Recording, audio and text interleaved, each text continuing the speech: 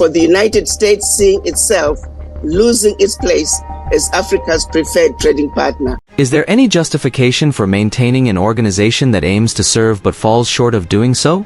ECOWAS is established to benefit African nations, yet it appears ineffective in addressing the recent crisis in Senegal. However, if it proves incapable of providing significant assistance during a crisis, why does it face criticism when military leaders assume control of countries? Was it solely created to criticize leaders whom Africans hold in high regard? Is it merely a puppet? Let's explore. West Africa is experiencing challenging times due to ECOWAS.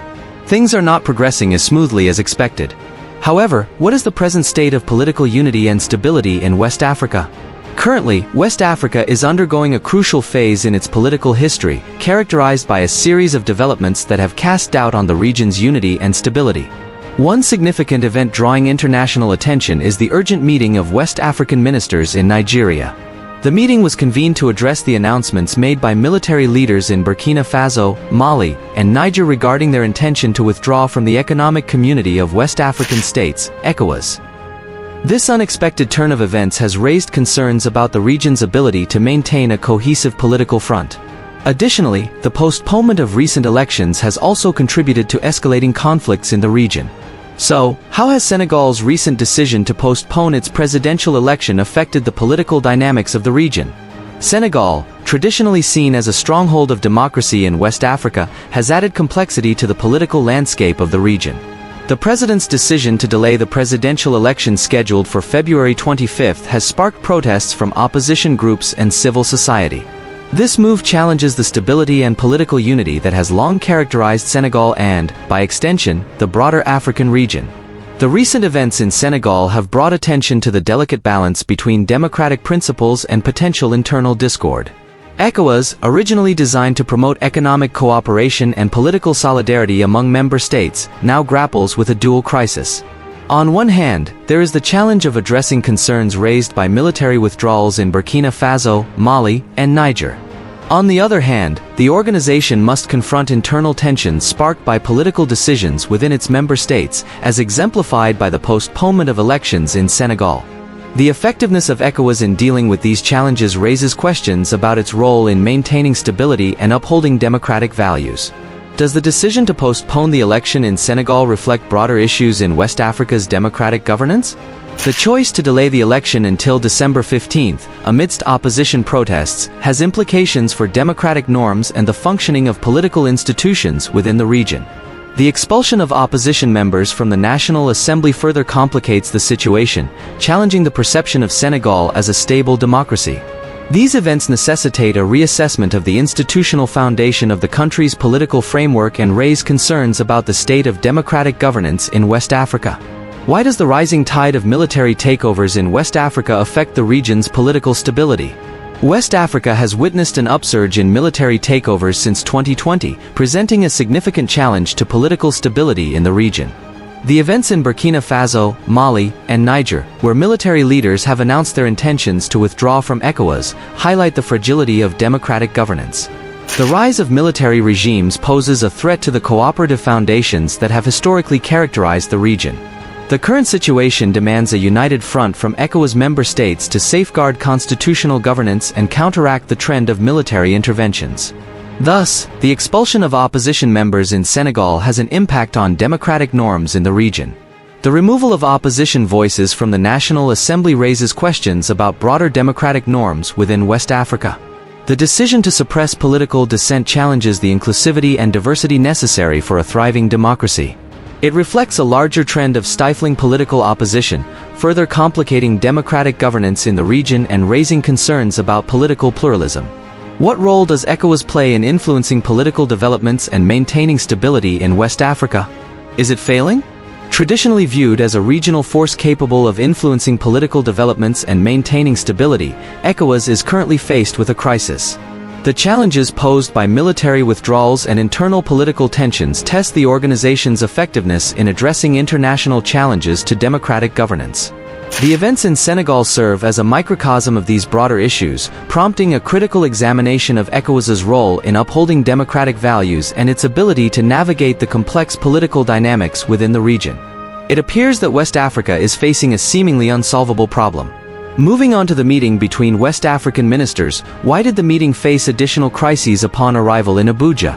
The meeting of West African ministers encountered a series of crises upon their arrival in Abuja, marking a crucial moment in the region's political landscape.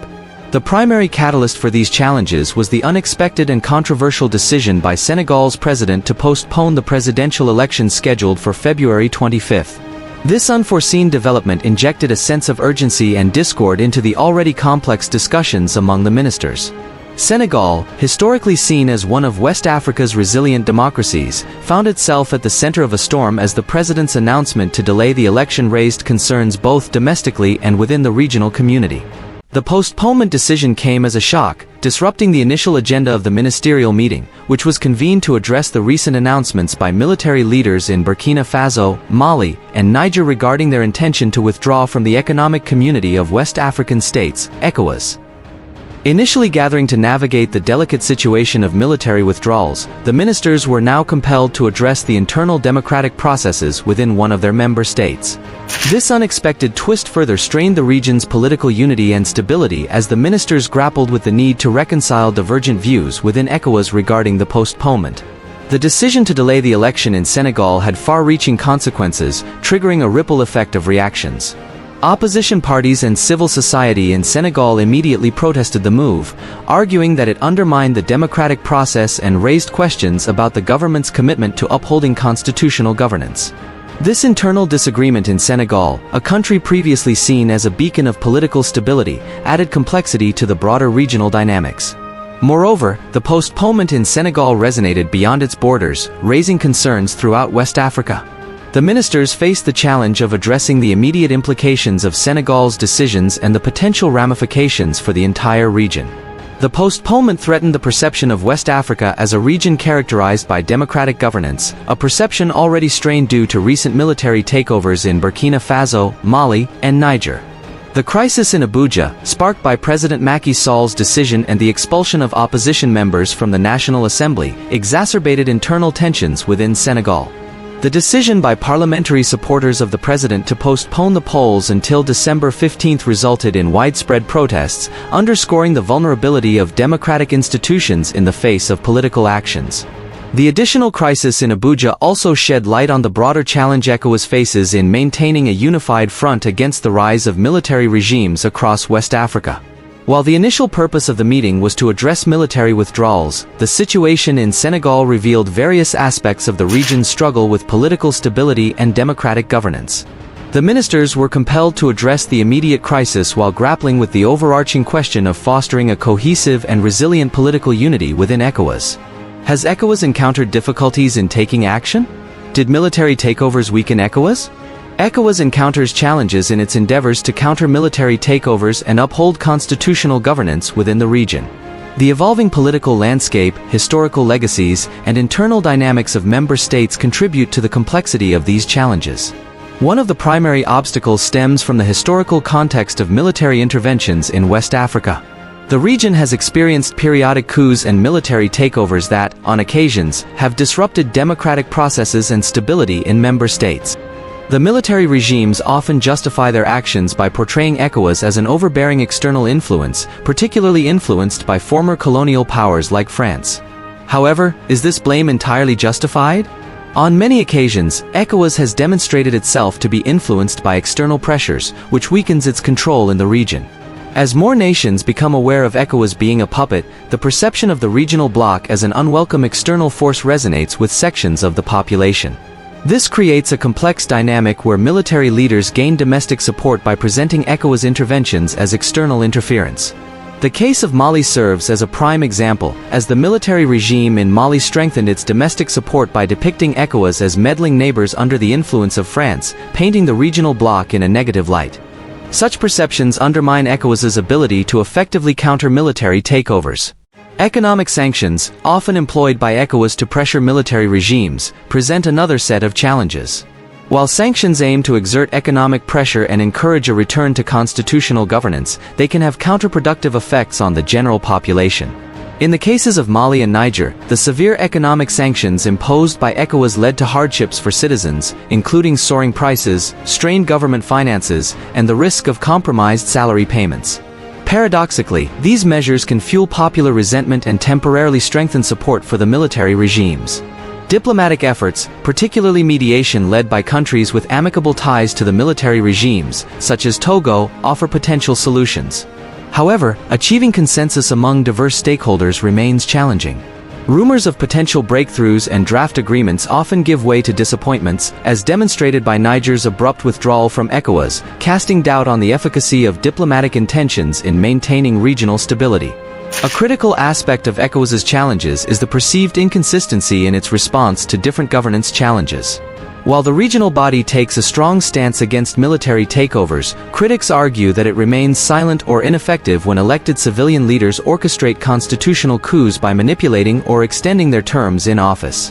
Examples in Guinea in 2020 and Togo in previous years, where constitutional changes enabled leaders to seek additional terms, raise doubts about ECOWAS's commitment to upholding democratic governance standards consistently.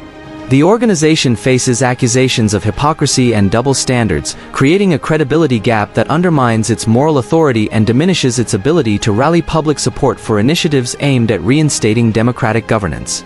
ECOWAS has been actively seeking alternative measures to address constitutional manipulation in response to these challenges. Proposals for region-wide limits on presidential terms are under consideration, recognizing the need for a comprehensive approach to reinforce democratic norms. However, these proposed changes are still pending approval, leaving ECOWAS with the immediate task of utilizing existing tools.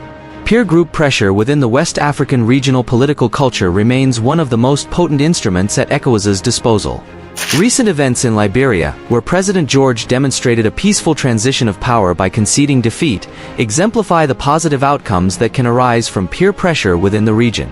Is ECOWAS facing criticism regarding its response to constitutional manipulations by civilian leaders? ECOWAS faces criticism for its inconsistency in responding to constitutional manipulations by civilian leaders.